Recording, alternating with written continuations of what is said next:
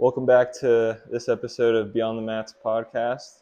My name is Ethan Girasia, and I'm here with Frank St. Peter, a local MMA fighter out of Pueblo, Colorado. And I'll kind of let you introduce yourself. If you could just go over your gym that you train at, your current record, and after all that, how'd you really get into MMA? All right, cool. My name is Francis St. Peter, training at a Warrior Built MMA in Pueblo, Colorado. My record is currently 4-1 as an amateur. And how did I get into MMA?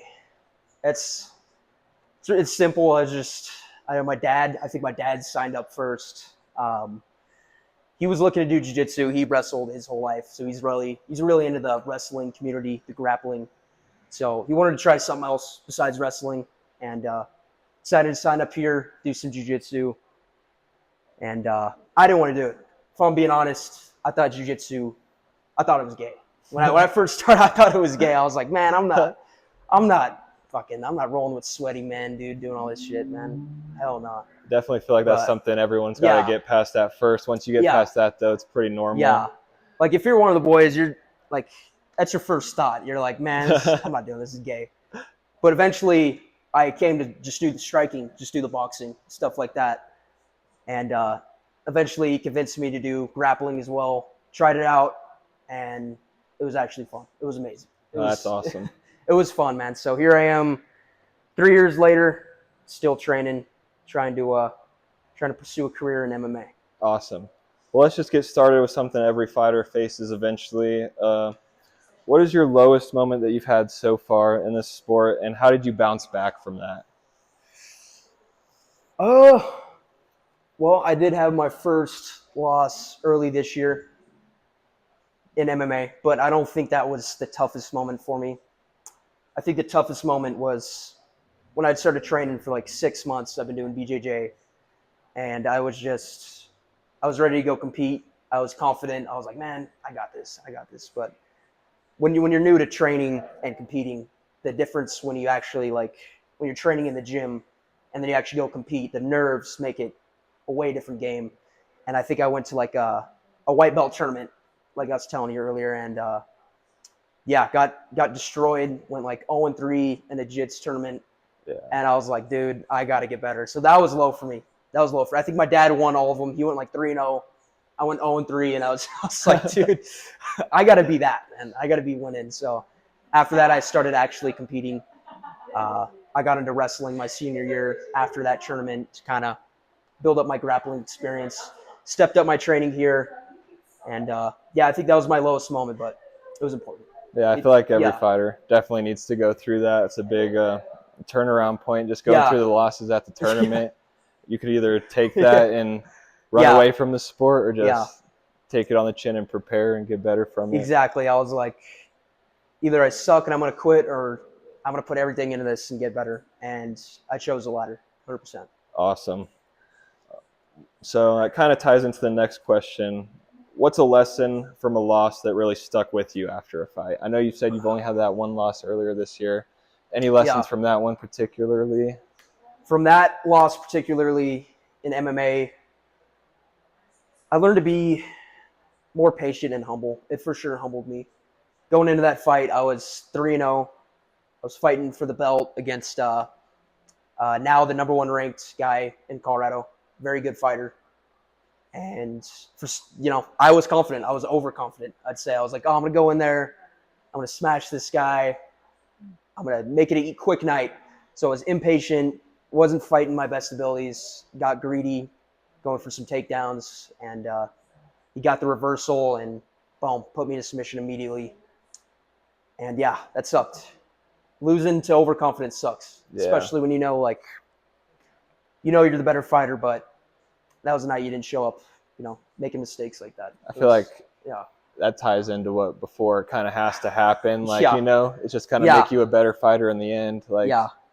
It's getting humbled always boosts your experience. I feel like I don't have a long career, obviously. I've only been training 3 years, but learning those lessons in wrestling and jiu-jitsu tournaments and, my MMA loss earlier this year, getting humbled definitely helps, man. Definitely helps. Yeah. Early, I don't think we covered how old you were. Are you 21. 21? Just turned 21 in June. Awesome. Felt good to finally get a legal beer. Been training since you're 18, allowed to step in the cage but Yeah. not drink a beer. Yeah, training for 3 years. Didn't get to drink a beer until June. I fought in June, and I think that was my first legal beer. Was right after my win. Me and my dad went and had a beer. It was fun, man. It was a great good way memory. to celebrate. Yeah. Awesome. So fighting isn't just physical, obviously. There's a lot of mental to it as well. What's your internal dialogue like mid-fight? Are you just like talking to yourself, pretty calm, or are you just relying solely on instincts? I'd say during the fight, it's definitely instincts. Like that primal feeling hits you. It's like it feels like life or death. All you're focusing on is you want to win, obviously, but when I'm in there, I'm just like in survival mode, like fight or flight. So I don't really have internal dialogue in the fight, but before, like when I'm walking out, shaking my opponent's hand, my internal dialogue's just focusing on the game plan, just repeating my game plan over and over again in my head, just trying to make sure it's nailed in my head, so I don't fuck up and do something stupid, Yeah. And I know you kind of touched on this a little bit with going to the bar with your dad after that one fight, but yeah. What do you usually do the night after a fight? Is it different from a win or a loss, or do you just try to keep it normal, or kind of low key after a fight? It's definitely different after the loss. Like at wrestling, I only wrestled 1 year, my senior year. I had a winning record. I had a pretty good year, but the tournaments where I'd do terrible. It was never a good feeling. I'd go home like just in a sorrow mood. Same with my loss in MMA earlier this year. Just it's a terrible feeling. Like you're just constantly drilling yourself. Why'd I do this? Why'd I do this the whole time? After a win, it's always celebrating. Yeah. I never like go home and recover. Like, oh no, I'm gonna go ahead and recover tonight. Every time after a win, it's partying, man. Yeah, it's partying. Totally. It's drinking with the boys or recover with the my next dad. day or something. Yeah. That's awesome. The last one for probably like mental psychology questions. Trash talk. Do you think that's strategy or just like nonsense noise trying to get in people's heads, or do you think there's a real strategy to that? I think there's a real strategy to that. Yeah, it definitely depends on you, what kind of fighter you are, and who you're fighting. If you fight a guy who's really technical and on paper he's better than you, talking trash could be a strategy to kind of get him off his A game. Because everyone knows like Conor McGregor, prime Conor, the best at that. With Aldo. Yeah, like Aldo was on top of the game at that point. At that point, he was the featherweight GOAT until Volkanovski rose up to the top. And from that trash talk alone, I feel like that was like half the battle. And then smoked him round one. So it depends on the fighter you are.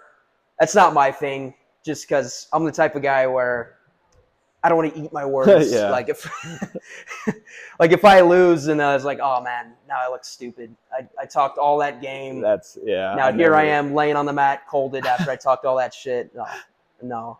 I could never be like that either. That's how I feel about trash talking as well. Just never want to be the one to eat your work. Like it looks cool when it pays off, but when it doesn't go your way, you really look like a fool. If my opponent starts it first, like I'm not gonna just get bitched up like that. But I'm not gonna start it. If he's a humble, cool guy, I'm gonna just shake his hand, say good luck, and that's it. Take care of business in the cage and leave it at that. Yeah, if he wants to be a dickhead, it's like, all right, man. All right, we'll talk trash. So let's end with the man outside of the gym. What's something unrelated to fighting completely that you're obsessed with right now? Outside of fighting? Not related to fighting. Video games. Video games? That's my second hobby for sure.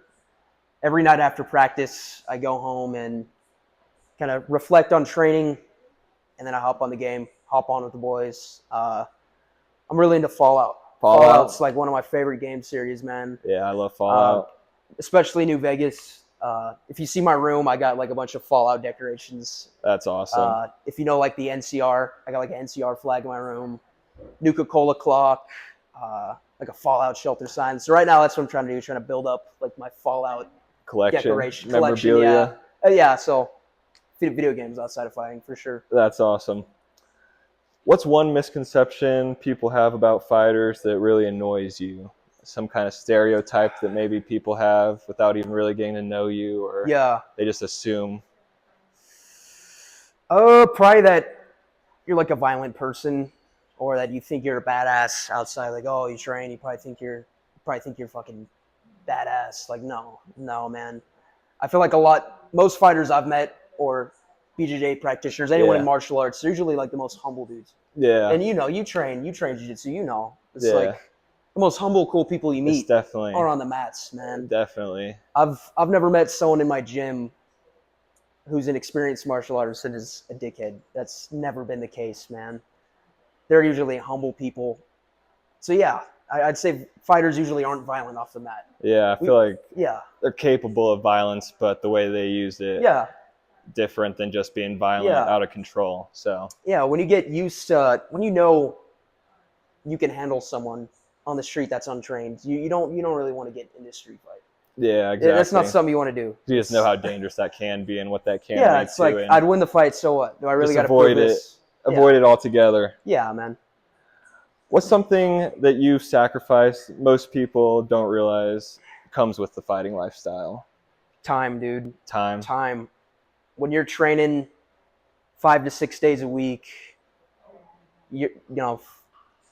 for me, I train usually about 4 to 5 hours, not of technique, but 2 hours strength and conditioning, and then 2 hours of technique and sparring, and then in fight camp, it goes up to 3 hours of technique and sparring, and then still the 2 hours of conditioning.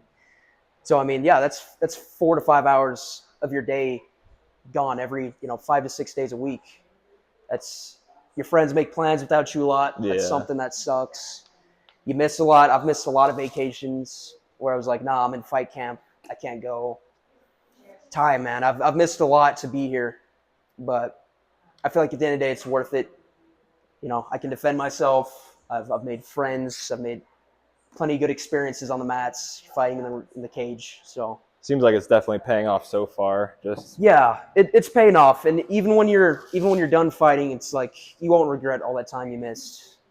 You'll feel good with your experience, man. The journey's worth it. I feel like 100%. so that kind of might tie into this last one a little bit. What does being a martial artist mean to you beyond just stepping into that cage?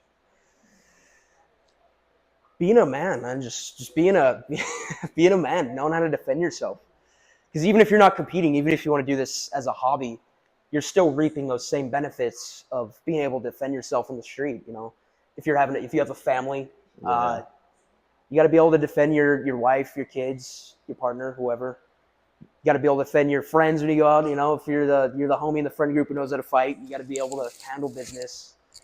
Just being able to defend yourself. That's not something a lot of people know how to do. Definitely. I feel like that's really underrated. A lot of people, anytime there's confrontation, if they get hit or anytime there's violence happens on the street, most of the time you're gonna freeze up if you're inexperienced, man. And Yeah. spending your time here, getting used to it, you're just, yeah, you're ready for those moments. You're ready for those moments, man, and that's Definitely. important. Awesome. Well, that's going to wrap up this episode of Beyond the Mats. Huge shout out to Frank for giving his time and coming on this episode. And thank you for letting me come and roll here. It was awesome. Yeah, of course, man. I'll give you a second if you just want to shout out anything at all, any teammates or whatever, sponsors, or anything you want to say. You could say whatever you want. Yeah. Well, shout out to your podcast, first of all. Shout out to Beyond the Mats. Make sure to follow them on Instagram. You're on Spotify too, right? Spotify, Apple Music. I'll put the links in and everything. Yeah, hell yeah. Shout out Beyond the Mats. Shout out my gym, of course. Warrior Built MMA. Shout out my coaches. And shout out my sponsors. You guys know who you are. And good luck on the next episode, man. Thank you for coming. Hope you guys enjoyed this episode of Beyond the Mats. If you're feeling inspired, drop a follow, leave a rating, and share this episode with a friend who needs to hear it. I'll be back with more stories on and off the mats soon. I got a couple cool episodes planned. Hopefully that all works out. Just stay tuned and see you guys next time.